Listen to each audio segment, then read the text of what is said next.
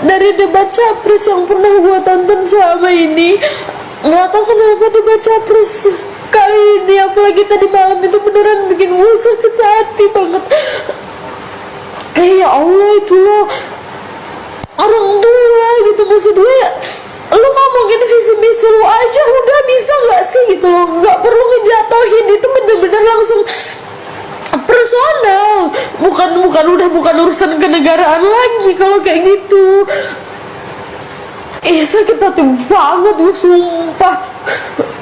Gue rasa juga bukan gue doang yang sakit hati ini, apalagi ngeliat pas. Lucu kali dengan orang nangis-nangis Pak Prabowo digituin.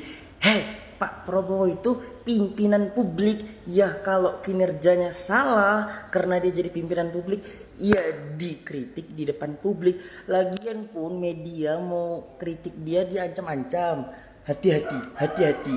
Habis itu pendukungnya pun, timnya, kami tahu by address, by name, titik lokasi kalian, rumah kalian kami tahu. Hati-hati dalam komentar kritik, jangan apa namanya itu, menyebarkan ujaran kebencian.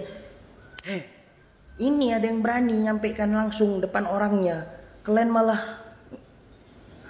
jatuhkan Pak Anies, jatuhkan Pak Ganjar. Iya, saatnya dijatuhkan sama Pak Anies, Pak Ganjar kalian dukung, malah bukan sok-sok perhatian sama Pak Prabowo. Aku nggak tahu lah, antara orang ini nggak tahu berita atau memang dibayar untuk nangis. Iya, kesel kali. Kesel kali. Hello, buka mata anda.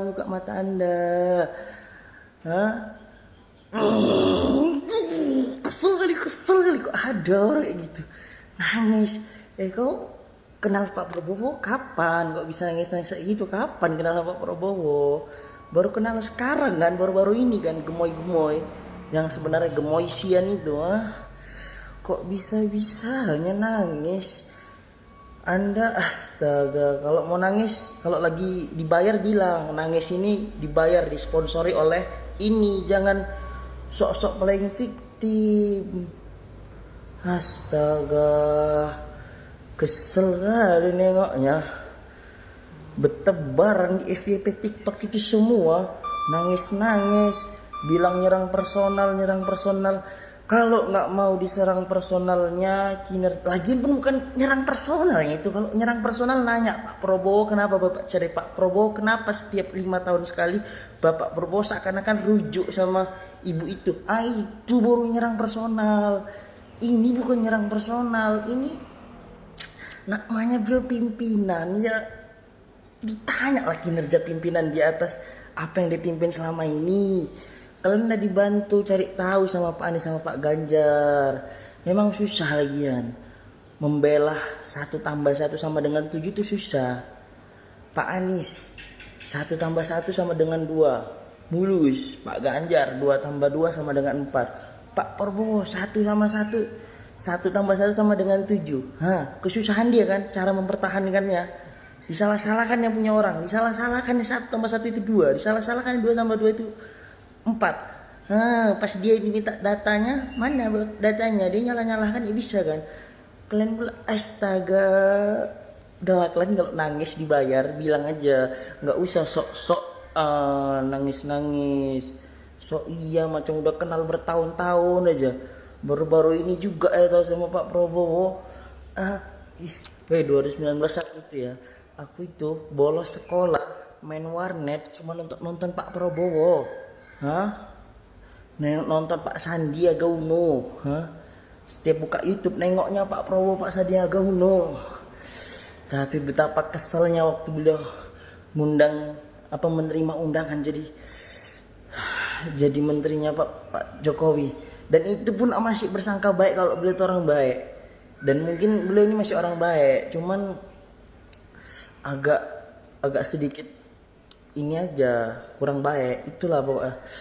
Kesel kali. Udah aku bilang, kalau kalian nangis dibayar, bilang nangis ini disponsori. Itu jangan sok-sokan playing victim. Masalahnya nggak semua orang pintar, nggak semua orang tahu. Kalian ini yang pintar-pintar, yang dibayar untuk nangis itu janganlah membodohi orang-orang. Hah? Kesel kali nengoknya. Lagian tambahan sedikit, kalau nggak mau jadi kritik di depan publik, nggak usah jadi nyalonin jadi pemimpin publik. Cukup nyalonin jadi suami orang aja. Paling yang kritik mertua, abang ipar, kakak ipar, sama paling anda kalau udah besar. Itu tuh tambahan dikit. Memang betul aku kesel kali. Memang aku bukan siapa-siapa, cuman kayak yang nangis-nangis di sponsor ini kan kesel. Seakan-akan betul-betul playing victim. Padahal dia nangis disponsori. Kamu nangis dibayar, kurang ajar. Sedangkan orang tertipu gara-gara kau nangis. Sama satu lagi, kesel kali aku, pokoknya semua udah kamu keluarin di sini, kesel kali. Sama satu lagi, kalau kalian pimpinan publik dibuka aibnya depan publik, kalian marah-marah. Sedangkan artis aib rumah tangga dibukanya di depan publik malah kalian dukung-dukungan, sokong-sokong. Makanya berbuat sesuatu itu pakai pikiran, jangan sesuai bayaran, pakai pikiran. Kalian enak dapat bayaran, orang yang tertipu gara-gara kalian nggak dapat. Kesel kali aku. Mbaknya nih nggak apa-apa yang namanya nangis mbak ya sama idolanya tuh wajar. Tapi mbaknya perlu riset lagi nih. Mungkin mbak pemilih pemula ya. Iya. Gimana dulu Pak Jokowi nyerang Prabowo itu? Lebih mbak nyerang HAM. Terus soal tanah, luas tanah itu juga sebenarnya itu dari Pak Jokowi bukan Pak Anies. Ya kan? Mbak ini sedang menangisi, maaf nih, pejabat publik yang hidupnya ini sudah sangat-sangat nyaman. Pertama, ya nggak masalah sih, namanya idola, aku maklumi. Aku kadang kalau misalnya dapat hal yang mengharukan, itu kadang menangis, nggak melihat siapa orangnya. Tapi gini nih, soal serang menyerang dalam debat itu namanya argumen. Pak Ganjar ngasih data, Pak Anies ngasih data. Harusnya Pak Prabowo balas dengan data. Lagian data yang dipaparkan oleh Pak Anies dan Pak Ganjar itu bukan data rahasia, data yang sensitif. Ngapain harus disembunyiin? Kalau prestasi Anies misalnya bangun JIS, Jaklingko, masa prestasi Pak Prabowo, apa prestasi Pak Prabowo rahasia? Ya nggak bisa kayak gitu. Data-data yang udah umum dan lumrah di Google kayak data presentasi, nah ini harusnya nggak apa-apa, dibantah aja. Ini bukan nyerang. Mbaknya ini harus melihat serangan Jokowi ketika debat dulu.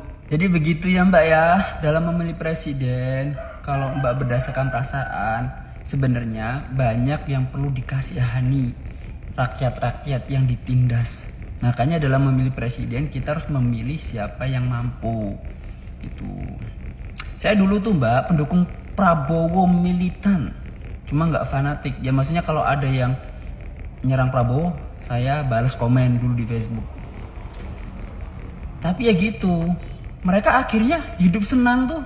Mereka bersatu, Pak Prabowo jadi menteri. Terus kita nangis-nangis sekarang. Kita menangisi siapa? Menangisi Pak Prabowo. Iya. Aduh, dulu saya tuh udah dukung beliau banget tuh. Akhirnya enak makan bareng sama Pak Jokowi, jadiin menteri sama Pak Jokowi. Nah, kalau mbaknya nangis, nangisinlah kayak akhlak-akhlak Pak Prabowo yang mungkin itu mengharukan, bisa jadiin contoh. Nangisilah misalnya Pak Prabowo adalah Masya Allah soleh banget nih, sholatnya, kemudian ngajinya bagus, itu hal-hal yang positif. Tapi kalau dalam debat, kalau nggak ada serang menyerang, nggak ada adu gagasan dan argumen, ini namanya main catur. Itu nggak ngomong, cuma diam aja, fokus, atau nggak home pipa. Kalau dalam berdebat itu ya seperti itu. Kalau soal personal nggak personal, omongannya Pak Anies ini masih dalam ranah pertahanan. Namanya kan temanya tema pertahanan. Gitu ya. Semoga makin cerdas ya. Amin. Yap, itulah tadi video dari pendukung Prabowo. Saya kira sangat dramatis sekali dan sangat lebay. Saya kira yang namanya perdebatan pasti saling menguatkan argumentasi bagaimana agar bisa mengalahkan lawan debat, dan kita tidak lagi berbicara persoalan umur pada saat di forum perdebatan tersebut. Dan pada akhirnya gadis si pendukung Prabowo ini lagi-lagi menjadi bahan tertawaan para netizen.